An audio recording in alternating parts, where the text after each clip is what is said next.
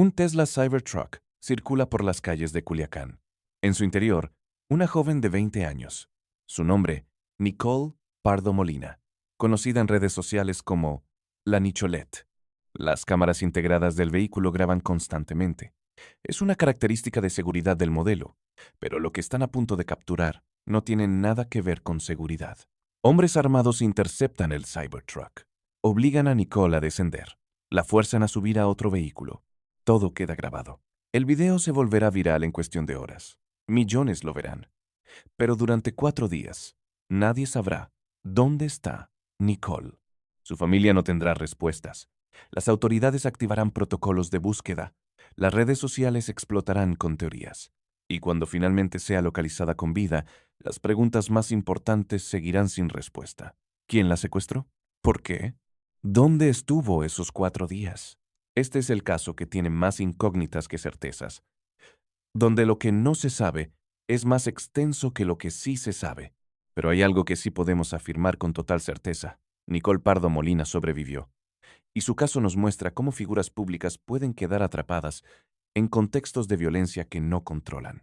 Esta es su historia, basada únicamente en hechos verificables. 20 de enero de 2026.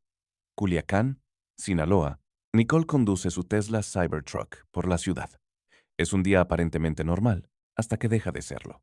El vehículo tiene un sistema de cámaras que graba todo. Ángulos múltiples. Cobertura completa alrededor del auto.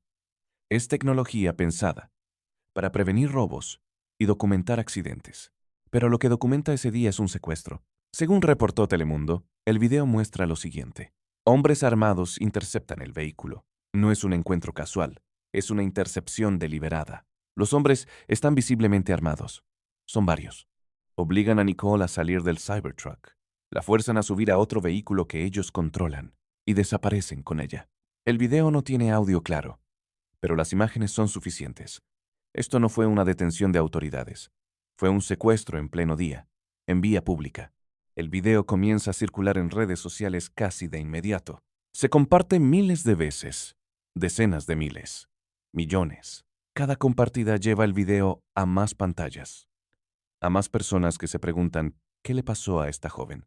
Telemundo confirma que el video fue considerado clave en la investigación. Las autoridades lo tienen, lo analizan, buscan rostros, placas de vehículos, cualquier detalle que ayude. Pero hay algo extraordinario en este caso. La mayoría de los secuestros no quedan documentados en video, ocurren sin testigos visuales, sin evidencia clara. Este caso es diferente. Gracias a la tecnología del Cybertruck, existe un registro visual completo del momento exacto en que Nicole fue tomada. Y ese video cambia todo, hace imposible ignorar el caso. Genera presión pública inmediata. Las imágenes son demasiado reales, demasiado claras, pero también plantea preguntas inmediatas.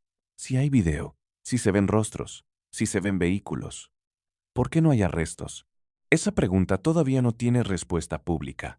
El sistema de cámaras del Tesla Cybertruck representa una evolución en seguridad vehicular. No es simple tecnología de lujo, es infraestructura de vigilancia móvil. El sistema incluye múltiples cámaras de alta resolución, frontal, trasera, laterales. Cubren 360 grados alrededor del vehículo. Graban continuamente cuando el auto está en movimiento. Y se activan automáticamente cuando detectan movimiento cerca del vehículo estacionado. Las grabaciones se almacenan en memoria interna, con capacidad para horas de video, y pueden ser transferidas a dispositivos externos para preservar evidencia. Esta tecnología fue diseñada originalmente para prevenir accidentes, para documentar colisiones, para proteger contra vandalismo, pero tiene aplicación no anticipada completamente por fabricantes. Documenta crímenes.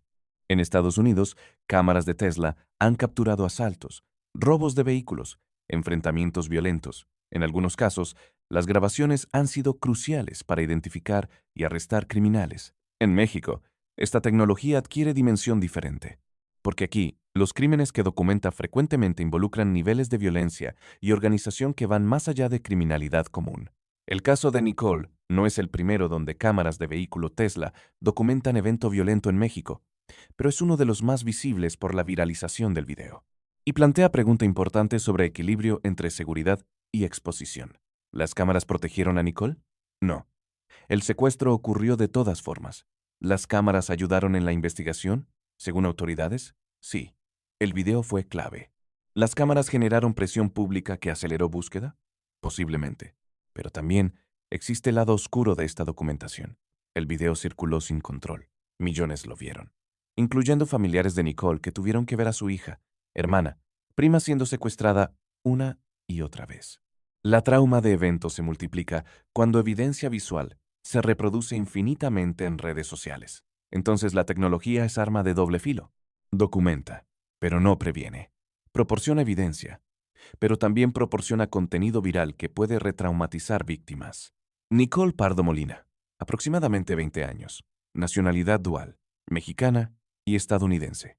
En redes sociales era conocida como la Nicholette. Según reportes de medios como Cultura Colectiva y Proceso, Nicole tenía presencia activa mostrando un estilo de vida de lujo, viajes, ropa de diseñador, vehículos de alta gama.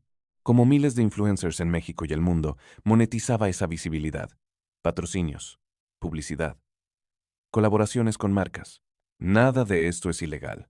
Es un modelo de negocio completamente legítimo. Pero en Culiacán, en Sinaloa, mostrar lujo públicamente viene con riesgos que no todos calculan. El detalle del Tesla Cybertruck es relevante por dos razones. Primera, es un vehículo de alta gama. Confirma el estilo de vida de lujo que Nicole mostraba. Segunda, el sistema de cámaras integrado fue lo que documentó el secuestro. Sin esas cámaras, este caso habría sido uno más. Sin evidencia visual, sin el impacto mediático que generó. Sobre su vida personal, la información pública es limitada. Los medios han mantenido relativamente bajo perfil sobre familia, educación, actividades específicas. Lo que podemos confirmar, joven de aproximadamente 20 años, doble nacionalidad, presencia activa en redes sociales, residente en Culiacán en el momento del secuestro, propietaria del Cybertruck. Esos son hechos verificables.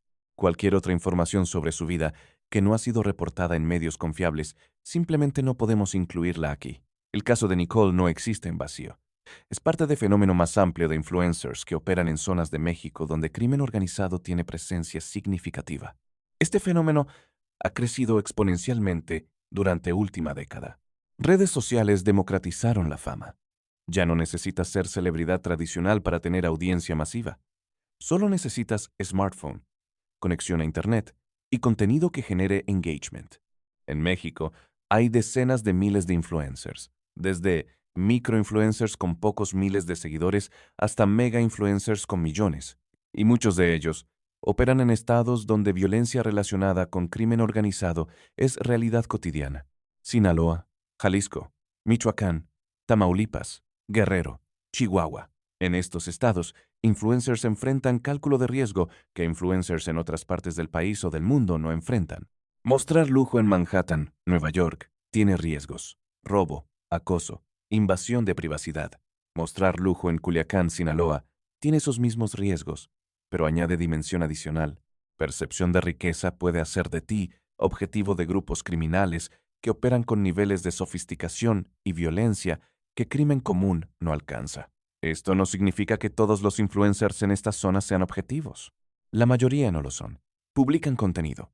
Viven vidas relativamente normales. No son molestados. Pero algunos sí se convierten en objetivos. Y cuando lo hacen, las consecuencias pueden ser devastadoras. Secuestro, extorsión, amenazas, en casos extremos, violencia física. Y existe gray area complicada. Algunos influencers en estas zonas tienen conexiones conscientes o inconscientes con personas involucradas en actividades ilícitas. Asisten a fiestas donde presencia de dinero de origen ilícito es obvia. Fotografían vehículos, joyas, estilos de vida que difícilmente pueden ser financiados por economía legítima. No todos son cómplices conscientes. Muchos simplemente están navegando ecosistema social donde líneas entre lícito e ilícito son borrosas. Pero navegación de ese ecosistema viene con riesgos.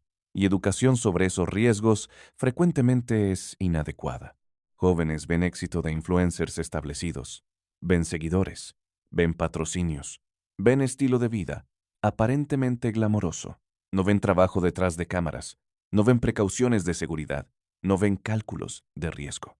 Y definitivamente no ven casos como el de Nicole hasta que es demasiado tarde, del 20 al 24 de enero de 2026. 4 días. 96 horas. Nicole Pardo Molina está desaparecida. Su familia no sabe dónde está. No saben si está viva. No saben qué pasará. Las autoridades activan protocolos de búsqueda. Así lo confirmó Telemundo. El video del secuestro sigue circulando. Se comparte millones de veces. Las redes sociales explotan. Teorías, especulaciones, acusaciones. Todos se convierten en detectives desde sus teléfonos. Algunos dicen que fue tal grupo criminal. Otros dicen que fue por esto o aquello. Las teorías se multiplican más rápido que los hechos, pero teorías no son hechos. Y durante estos 4 días, los hechos confirmados son casi inexistentes. No hay reportes sobre dónde está Nicole. No hay información sobre sus condiciones. No hay confirmación sobre demandas de rescate.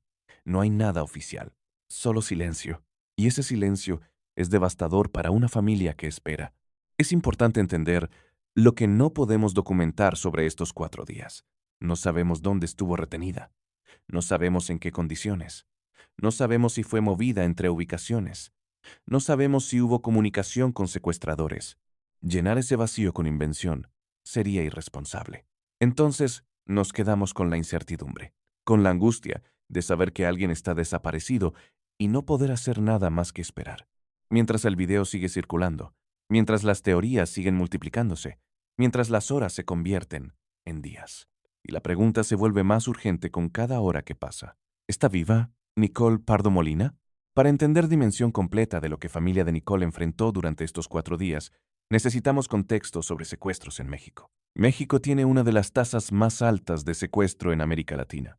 Según datos del Secretariado Ejecutivo del Sistema Nacional de Seguridad Pública, durante 2023 se reportaron más de 1,000 casos de secuestro a nivel nacional, pero esa cifra oficial es considerada drásticamente inferior a realidad, porque muchos secuestros nunca se reportan. Familias pagan rescates directamente sin involucrar a autoridades, por miedo a represalias, por desconfianza en efectividad de autoridades, por temor a corrupción dentro de instituciones. Organizaciones civiles estiman que cifra negra, casos no reportados, podría ser 4 o 5 veces mayor que estadística oficial. Entonces, estamos hablando potencialmente de 4 a 5,000 secuestros anuales en México. Eso es más de 10 secuestros por día en promedio. Los estados con mayor incidencia históricamente han sido Estado de México, Veracruz, Tamaulipas, Morelos y Tabasco. Sinaloa no está en el top 5 tradicionalmente, pero tiene presencia significativa de este delito.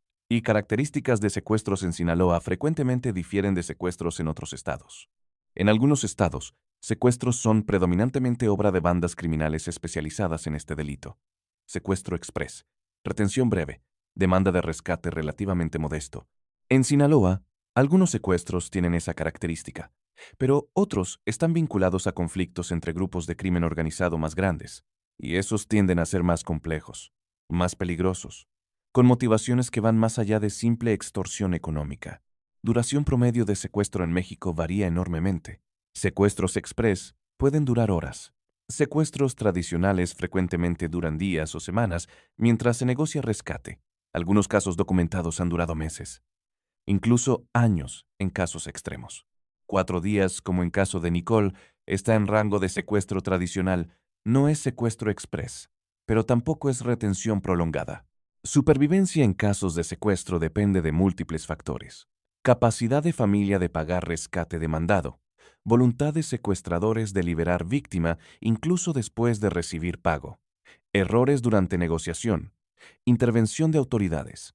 Estadísticas sobre desenlace de secuestros son difíciles de obtener con precisión por cifra negra mencionada, pero datos disponibles sugieren que mayoría de víctimas de secuestro en México sobreviven, particularmente cuando familia coopera con demandas de rescate.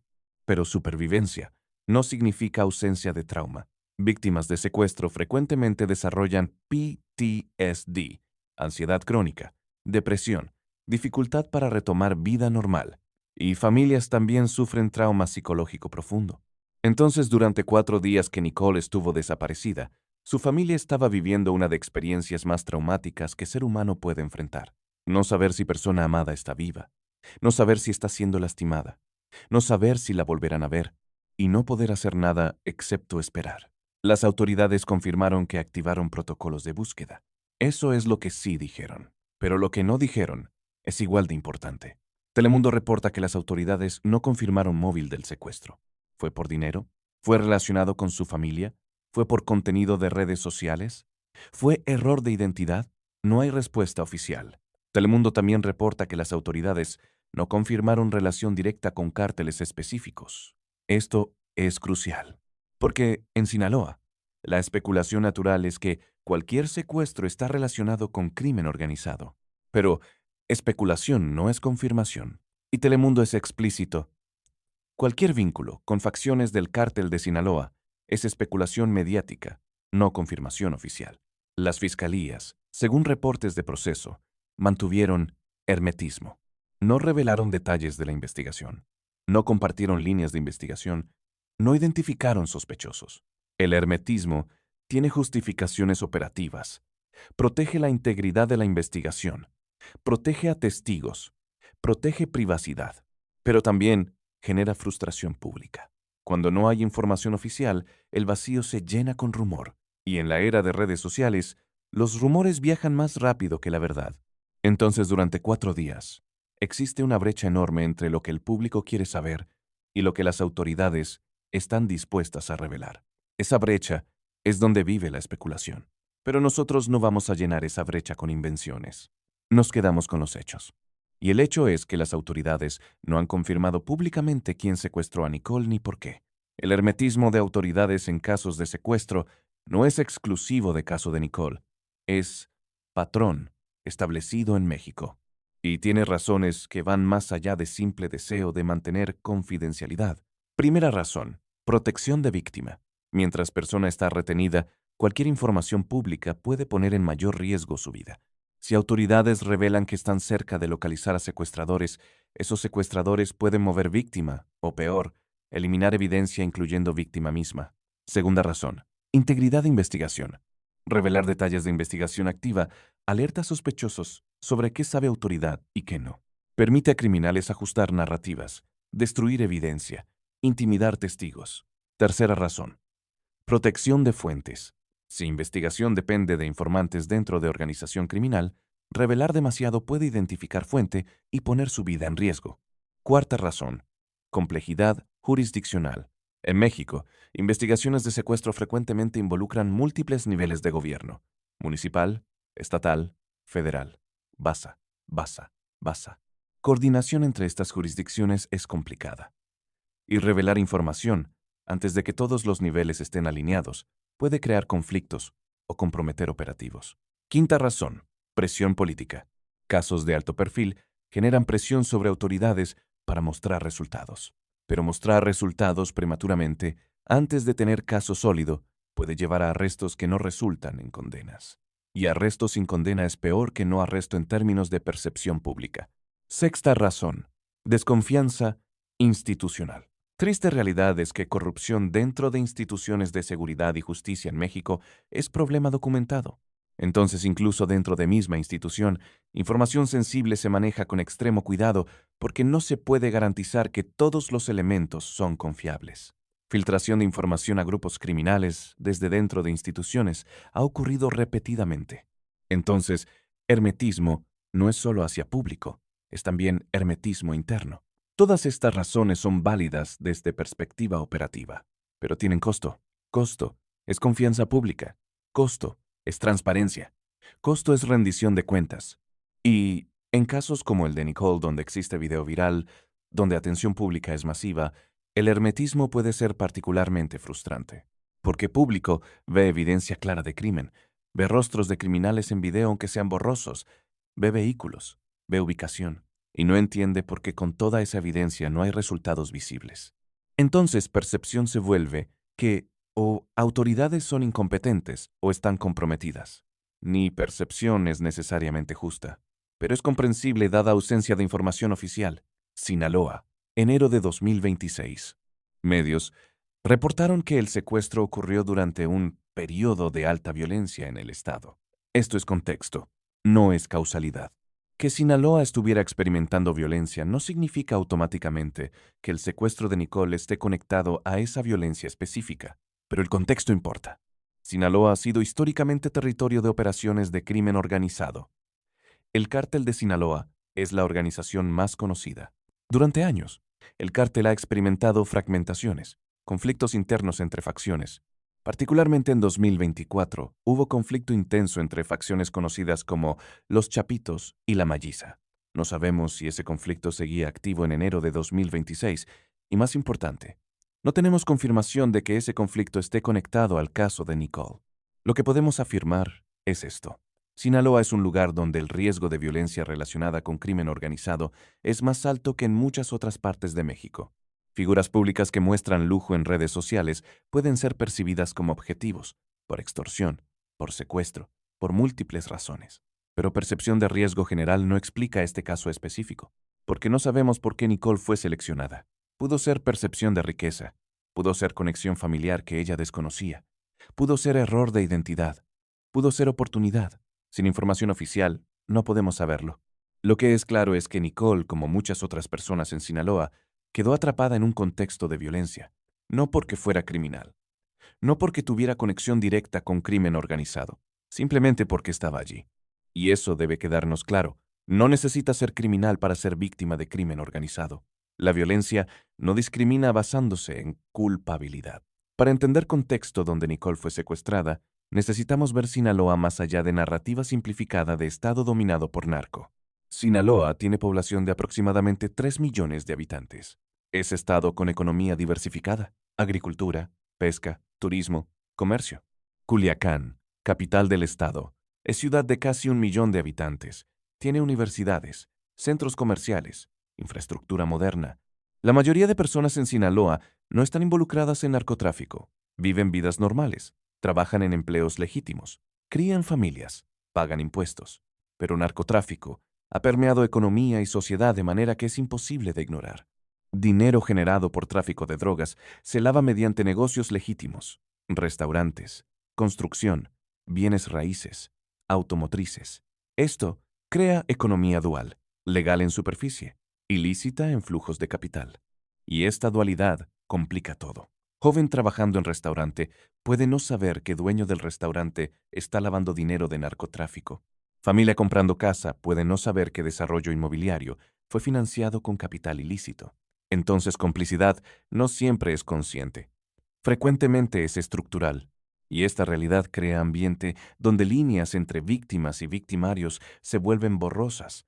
Violencia relacionada con narcotráfico en Sinaloa ha fluctuado dramáticamente durante últimas 2 décadas. Período de 2008 a 2012 fue particularmente violento. Guerra entre Cártel de Sinaloa y Beltrán Leiva dejó miles de muertos. Después, vino período de relativa calma durante varios años. Pero violencia resurgió con intensidad durante 2024 cuando conflicto interno entre facciones de Cártel de Sinaloa explotó. Y ese conflicto, según reportes de medios, continuaba generando violencia esporádica durante enero de 2026. Violencia en Sinaloa no es caótica, es estructurada, es calculada, es parte de disputas por control de territorios, rutas, mercados. Y esa violencia estructurada significa que tiene lógica interna que víctimas civiles no necesariamente entienden. Entonces persona puede convertirse en objetivo no por algo que hizo, sino por percepción errónea, por conexión que desconoce, por estar en lugar equivocado. Esta es realidad que residentes de Sinaloa viven cotidianamente. Calculan riesgos constantemente, evitan ciertas zonas, evitan salir en ciertos horarios, evitan mostrar riqueza ostentosamente. Pero cálculos no siempre son suficientes, porque violencia no sigue reglas predecibles. 24 de enero de 2026, 4 días después del secuestro. La noticia que todos esperaban. Nicole Pardo Molina fue localizada con vida. Las autoridades lo confirmaron. Múltiples medios lo reportaron. Fuentes periodísticas internacionales, medios mexicanos. Nicole está viva, pero la palabra que usan las autoridades es específica, localizada. No dicen rescatada, no dicen liberada, dicen localizada. La diferencia es sutil pero importante. Rescatada implicaría un operativo de autoridades. Liberada implicaría que los secuestradores la dejaron ir. Localizada es neutral. No especifica cómo terminó el secuestro. Y las autoridades, según fuentes periodísticas, No revelaron detalles sobre el lugar donde estuvo retenida. Tampoco revelaron cómo fue recuperada, si hubo operativo, si hubo negociación, si hubo pago de rescate. Las fuentes también confirman que las autoridades no identificaron públicamente a los responsables. Entonces, aunque Nicole fue encontrada viva, los secuestradores no han sido identificados públicamente. No ha habido anuncios de arrestos. Esto plantea preguntas obvias. Si fue localizada, ¿cómo es posible que los secuestradores no fueran capturados? Hay múltiples escenarios posibles. Fue liberada antes de ser encontrada por autoridades. Escapó por su cuenta. Hubo operativo, pero los secuestradores evadieron captura. Los secuestradores fueron identificados, pero no arrestados todavía. Las autoridades no lograron identificar a los secuestradores. Todos estos escenarios son posibles. Ninguno está confirmado. Días después de ser localizada, Nicole fue vista en una ceremonia religiosa. Según fuentes periodísticas, estaba agradeciendo apoyo recibido durante su desaparición. Que apareciera públicamente tan pronto después indica varias cosas. Estaba en condición física suficientemente buena. La familia decidió hacer una aparición pública, y la ceremonia religiosa fue el contexto elegido. Es consistente con la cultura mexicana. La fe juega un rol importante en cómo las familias procesan crisis, pero sobre su condición emocional, sobre lo que vivió durante 4 días, sobre cómo fue recuperada exactamente, no hay información pública, no hay entrevistas, no hay declaraciones de Nicole, no hay reportes médicos. Y eso es comprensible, por privacidad, por trauma, por investigación activa, por seguridad continua. Entonces, aunque celebramos que está viva, reconocemos que el caso está lejos de estar cerrado. Lenguaje usado por autoridades en comunicados oficiales no es accidental, es deliberadamente seleccionado. Y en caso de Nicole, uso de palabra localizada en vez de rescatada o liberada es significativo. En terminología de investigaciones de secuestro, cada palabra tiene implicación específica. Rescatada implica acción de autoridades. Operativo. Confrontación potencial con secuestradores. Extracción forzada de víctima de control de criminales. Cuando víctima es rescatada, implica que autoridades ubicaron lugar de retención y ejecutaron operación para recuperarla. Liberada implica acción de secuestradores. Decisión de soltar víctima, frecuentemente después de recibir pago de rescate o como resultado de negociación. Cuando víctima es liberada, implica que secuestradores controlaron proceso de finalización de secuestro. Localizada es término neutral. Simplemente significa que víctima fue encontrada. No especifica por quién ni cómo. Víctima puede haber escapado por cuenta propia y después ser encontrada por autoridades. Víctima puede haber sido liberada por secuestradores en ubicación donde después fue encontrada. Víctima puede haber sido rescatada, pero autoridades prefieren no usar ese término por razones tácticas. Entonces, uso de localizada deja deliberadamente abierta interpretación de cómo concluyó secuestro. Esta ambigüedad puede ser estratégica. Si investigación continúa activa, revelar detalles de cómo concluyó puede comprometer operaciones subsecuentes. Si hubo pago de rescate, confirmar eso públicamente puede establecer precedente peligroso que incentiva secuestros futuros. Si hubo acuerdo con secuestradores, revelar eso puede generar críticas sobre autoridades negociando con criminales. Entonces, ambigüedad protege múltiples intereses simultáneamente, pero también frustra a público que quiere saber exactamente qué pasó. Hay 10 preguntas fundamentales sobre este caso que no tienen respuesta pública confirmada. Pregunta 1. ¿Quién secuestró a Nicole? No hay confirmación oficial. El video muestra hombres armados, pero sus identidades no han sido reveladas. Pregunta 2.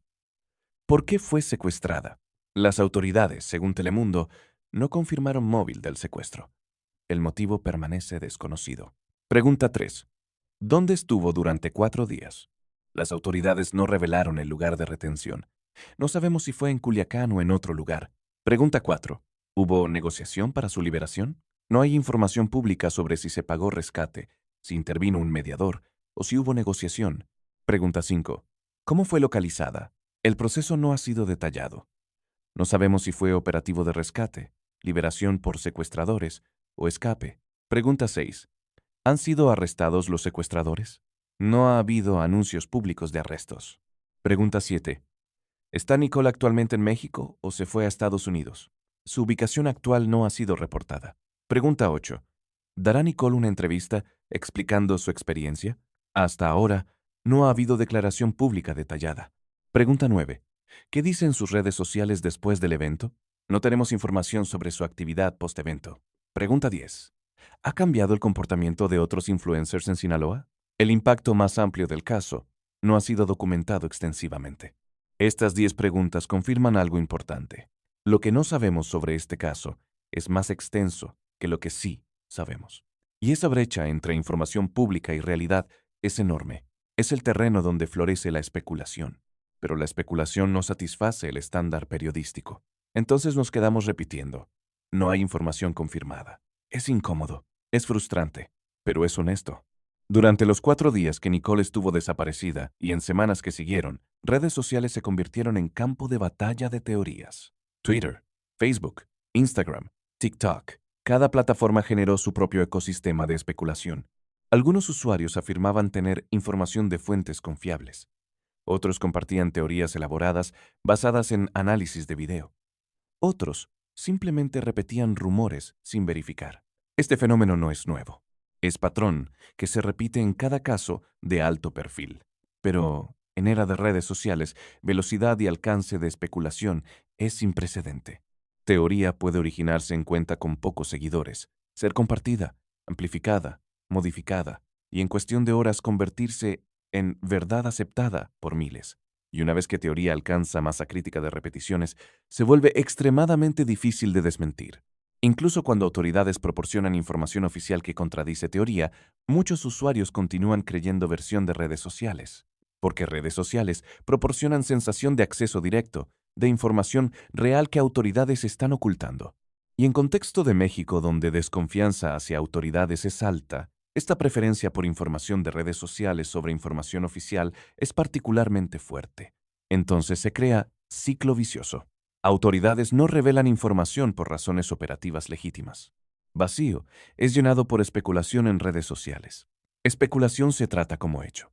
Y cuando autoridades finalmente proporcionan información oficial, es descartada como versión oficial versus verdad real. Este ciclo es peligroso por múltiples razones. Primera, puede comprometer investigaciones reales mediante difundir información falsa que confunde a testigos o alertar a sospechosos. Segunda, puede dañar reputaciones de personas inocentes que son acusadas sin evidencia.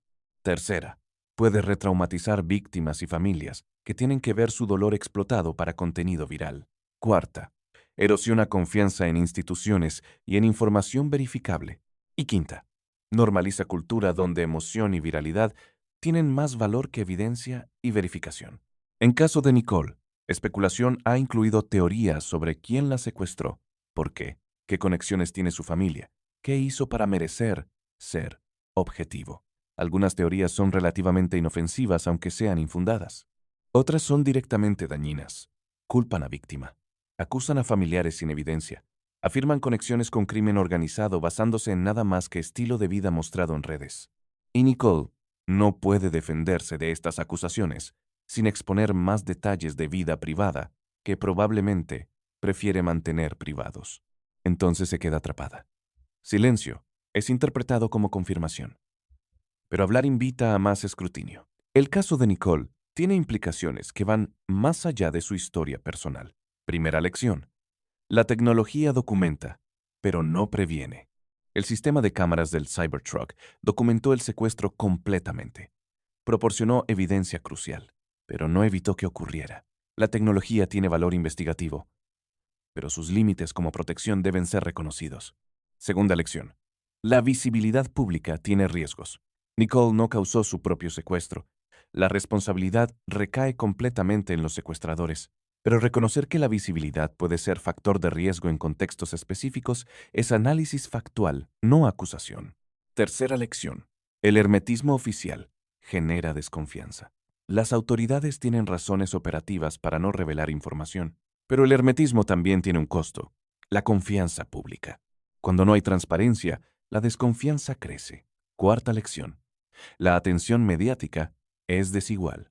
El caso de Nicole generó cobertura internacional, por el video, por su perfil, por su nacionalidad estadounidense.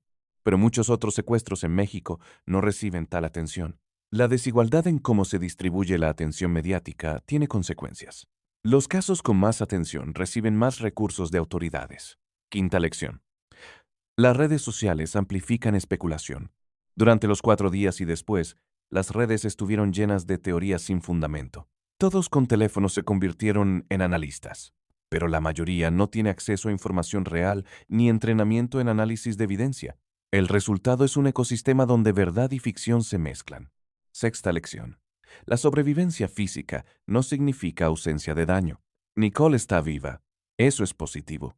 Pero el trauma psicológico de ser secuestrado puede ser profundo y duradero. La recuperación puede tomar años. Entonces, aunque celebramos que está viva, reconocemos que el camino adelante incluirá desafíos. Séptima lección. Los medios tienen responsabilidad. Medios como Telemundo han sido cuidadosos en distinguir entre especulación y hecho. Eso es periodismo responsable. Pero no todos siguen ese estándar. La audiencia debe desarrollar criterio para distinguir fuentes confiables de sensacionalistas. Caso de Nicole ofrece lecciones específicas para personas que mantienen presencia pública en redes sociales en zonas de México donde violencia es factor. Estas lecciones no son culpabilización de víctima, son reconocimiento pragmático de realidad. Lección 1. Evaluar riesgo de manera continua. Contexto de seguridad en zonas afectadas por crimen organizado cambia constantemente. Periodo de relativa calma puede ser seguido por periodo de violencia intensa. Entonces, evaluación de riesgo no puede ser decisión única. Debe ser proceso continuo. Lección 2. Considerar qué información se comparte públicamente. Ubicación en tiempo real, rutinas predecibles, exhibición de riqueza, asociaciones con personas específicas. Todo esto es información que puede ser usada por personas con intenciones maliciosas. Lección 3. Mantener separación entre persona pública y privada. Influencers exitosos frecuentemente construyen marca personal que parece completamente transparente. Pero en contextos de alto riesgo, mantener aspectos de vida completamente privados puede ser medida de seguridad crucial. Lección 4. Invertir en seguridad real, no solo aparente. Seguridad no es solo tener vehículo de lujo con cámaras. Es tener protocolos, entrenamiento, conocimiento de qué hacer en situaciones de riesgo. Lección 5. Cultivar red de confianza pequeña. Mientras más personas conocen detalles de tu vida y rutinas, mayor riesgo de filtración de información. Lección 6. Tener plan de contingencia. ¿Qué hacer si eres seguido? ¿Qué hacer si recibes amenaza? ¿A quién contactar? ¿Cómo comunicar emergencia a familia sin alertar a atacantes? Lección 7. Reconocer cuando salir es mejor opción. Algunas zonas, algunos contextos, son demasiado riesgosos sin importar qué precauciones tomes. Reconocer eso y tomar decisión de reubicarse no es cobardía, es supervivencia. Estas lecciones no garantizan seguridad, porque en contextos de violencia organizada no hay garantías, pero pueden reducir riesgo. Y en balance de probabilidades, reducción de riesgo puede ser diferencia entre convertirse en víctima o no. Nicole Pardo Molina fue secuestrada en Culiacán el 20 de enero de 2026. El secuestro fue capturado en video por las cámaras de su Tesla Cybertruck. El video circuló masivamente, generó atención nacional e internacional. 4 días después, Nicole fue localizada con vida. Esos son los hechos confirmados. Pero alrededor de esos hechos hay un océano de preguntas sin respuesta. ¿Quién? ¿Por qué? ¿Dónde? ¿Cómo? Las autoridades no han proporcionado respuestas públicas. Y esa ausencia de información crea un vacío que se llena con especulación. Pero la especulación no es periodismo. Entonces nos quedamos con lo que sabemos y reconocemos honestamente lo que no sabemos. Nicole tuvo la suerte de sobrevivir. Tuvo la suerte de que su caso generó suficiente atención para presionar una respuesta rápida. Pero la suerte no debería ser el factor determinante en si una víctima recibe justicia. Para Nicole, la vida, después del 24 de enero, será inevitablemente diferente. La experiencia de haber sido secuestrada cambia a una persona. Cómo ella procesa esa experiencia, si continúa en redes sociales, si habla públicamente, son decisiones que solo ella puede tomar. Y esas decisiones merecen respeto. Nicole no debe su historia a nadie. Y si elige mantener privacidad sobre la experiencia más traumática de su vida, esa elección es válida. Para la sociedad, el caso es un recordatorio. La violencia en México continúa afectando a personas de todos los perfiles. La visibilidad pública en la era digital viene con riesgos que no todos calculan. El sistema de justicia no siempre proporciona respuestas. incluso en casos de alto perfil, y detrás de cada titular hay una persona real viviendo un trauma real. Entonces, aunque este análisis concluye aquí, la historia de Nicole continúa. Y esperamos que esa continuación incluya sanación, seguridad y paz. Este caso nos obliga a confrontar verdades incómodas sobre México contemporáneo. Primera verdad: violencia no es abstracta. Tiene víctimas reales, con nombres, con familias, con vidas, que son irreversiblemente alteradas. Segunda verdad: tecnología nos da capacidad de documentar crimen de manera sin precedente. Pero documentación sin justicia es registro de impunidad. Tercera verdad: redes sociales han democratizado fama y visibilidad, pero en contextos de violencia, esa democratización viene con riesgos que no todos entienden hasta que es demasiado tarde. Cuarta verdad: sistema de justicia en México enfrenta desafíos estructurales que van más allá de casos individuales. Corrupción, falta de recursos, fragmentación jurisdiccional, desconfianza pública. Quinta verdad: como sociedad, hemos normalizado niveles de violencia que en otras circunstancias serían considerados inaceptables. Miles de personas desaparecen en México cada año, y mayoría de sus casos no genera atención mediática, no genera presión pública, no genera resultados. Entonces Nicole es afortunada, no porque fue secuestrada, sino porque sobrevivió y porque su caso fue visible. Pero fortuna individual no cambia realidad sistémica. Y hasta que confrontemos esa realidad sistémica, casos como el de Nicole continuarán ocurriendo, con o sin cámaras, con o sin videos virales, con o sin atención mediática. La pregunta es, ¿cuántos casos más necesitamos ver antes de que demandemos cambio real?